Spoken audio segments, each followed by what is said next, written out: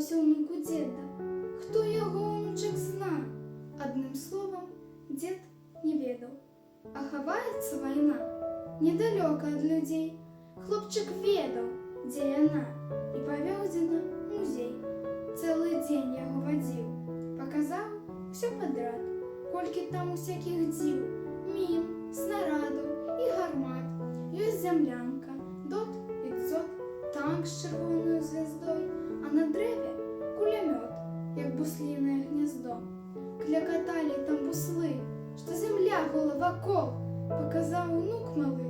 Дзеду мінскі кацёл, хочаш вер ты, ці не вер, а кіпела ў тым катле так, што страшна і цяпер. Ты баішся, дзед?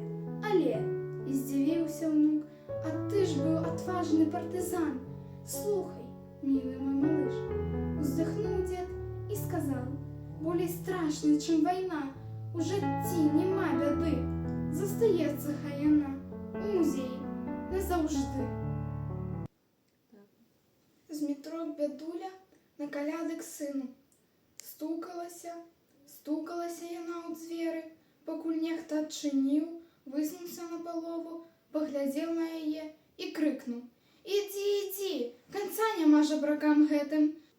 Пусцеце, я да сына свайго іду, да Лаўрука. Да Лаўрука? Да сына? Да Лаўрэнція Капрыянавіча? Ага, я маці яго.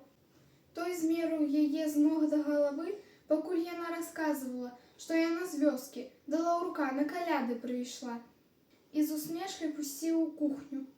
Тут сабраліся слугі і давай шукацца і распытвацца. Тым часам адчыніліся дзверы з другой стараны, ды ўвайшоў малады пан у чорным сурдуце. Лаўручок мой, сынок! Як непрытомны кінуўся да яго тэкля. Роднін! Ён раптам пачырванеў, паглядзеў на слуг, ды хрыпла крыкнуў: чаму вы пускаеце ў пакой розных жабрачак шалёных? Ідзі, ідзі! Звярнуўся ён да яе глуха, адрывіста.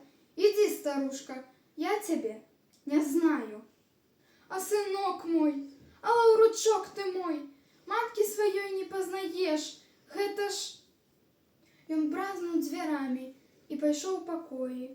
Той самай лёкай выправадзіў яе за дзверы.